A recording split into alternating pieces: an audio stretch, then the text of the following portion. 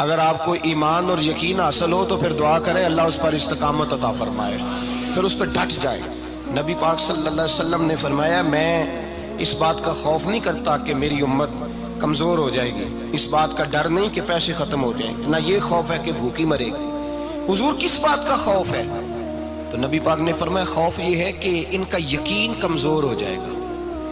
یاد رکھیں اگر اعتبار نہ ہو تو گھر نہیں چلتا، تو اگر اللہ رسول پر یقین کامل نہ ہو تو پھر بندہ مسجد نہیں آ سکتا، پھر اس کا دین نہیں چلتا، پھر اس کے لیے مشکل ہے نماز، پھر اس کے لیے مشکل ہے راہ خدا میں خرچ کرنا۔ میرے نبی پاک نے فرمایا یوں نہ کہا کر کہ یا اللہ چاہے تو دے چاہے تو نہ دے، جب مالک سے مانگ تو کہا کر یا اللہ تجھی سے مانگنا ہے، میں لے کے اٹھوں گا، تو مجھے دے گا۔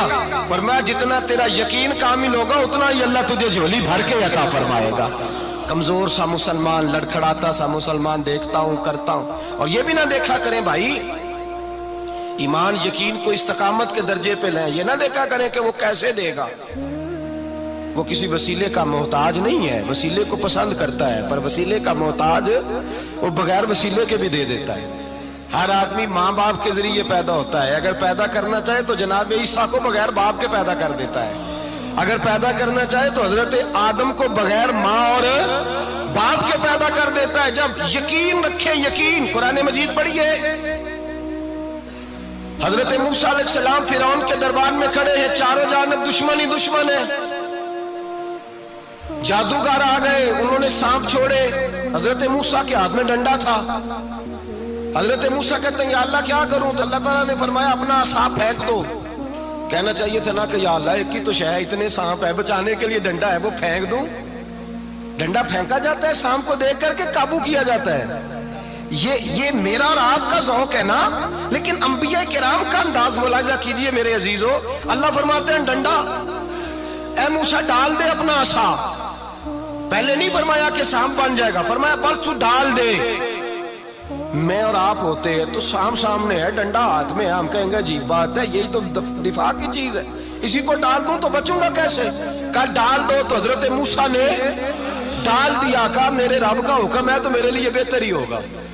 اللہ فرماتے ہیں جب موسیٰ نے ڈالا تو میں نے اس ڈنڈے کو، اس عصا کو اژدہا بنا دیا۔ اب کبھی عصا بھی اژدہا بنے، کبھی چھڑی بھی بہت بڑا اژدہا بنی ہے، لیکن قرآن کہتا ہے جناب موسیٰ نے ڈالا تو اللہ نے اژدہا، بلکہ اس سے پیچھے چلیے، عورتیں کمزور یقین کی ہوتی ہیں نا۔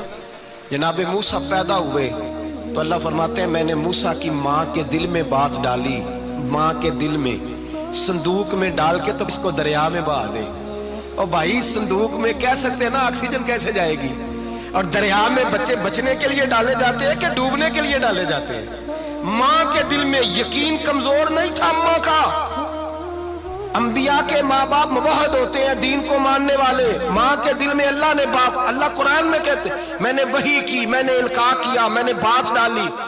حضرت موسیٰ کی ماں کہتی ہے میں نے ڈال کے نا سمندر میں بیٹا، میں نے سمندر میں بیٹا ڈال کے صندوق میں بند کر کے رب کے حوالے کیا۔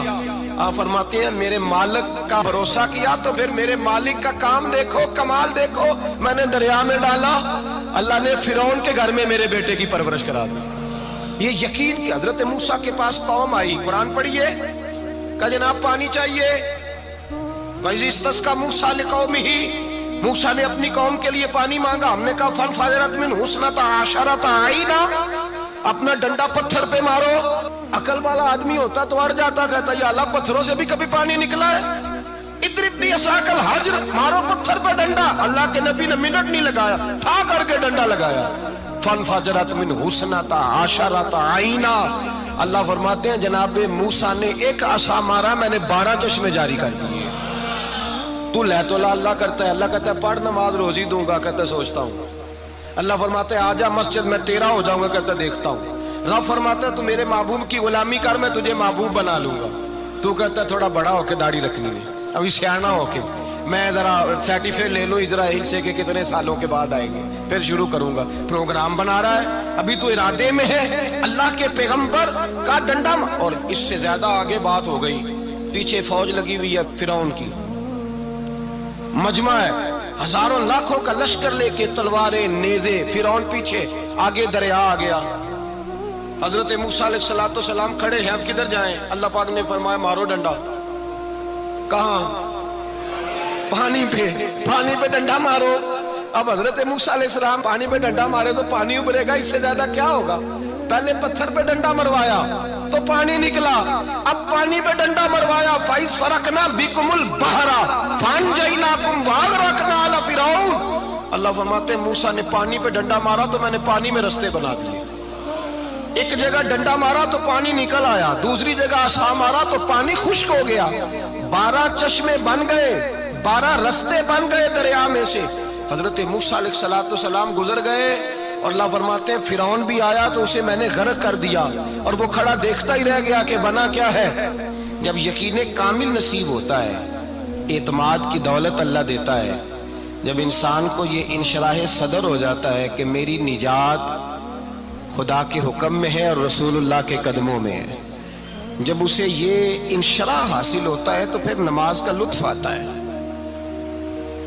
غور کیجئے کیا جملہ کہہ دیا میں نے، پھر اسے نماز کا پھر اسے نماز بوجھ نہیں بلکہ نماز نہ پڑھے تو اس پر بوجھ ہوتا ہے، پھر قرآن مجید اس کی روح کا ساتھی ہو جاتا ہے، پھر عبادات، تقوی، پرہیزگاری، پھر وہ ایک سنت کے چھوٹنے پر پریشان رہتا ہے جب یقین کی دولت نصیب ہوتی ہے۔ قرآن مجید فرقان حمید نے کہا ایمان لاؤ تو پھر ایمان پہ ڈٹ جاؤ، مسلمان بنو تو پھر اسلام پر۔ پھر یہ جو کمزوری ہے نا، یہ دیکھتے ہیں، کرتے ہیں، چلتے ہیں، ابھی کل ابھی پرسوں، بہانے ہیلے، ابھی میں نماز شروع کرتا ہوں، دیکھتا ہوں لا الہ الا اللہ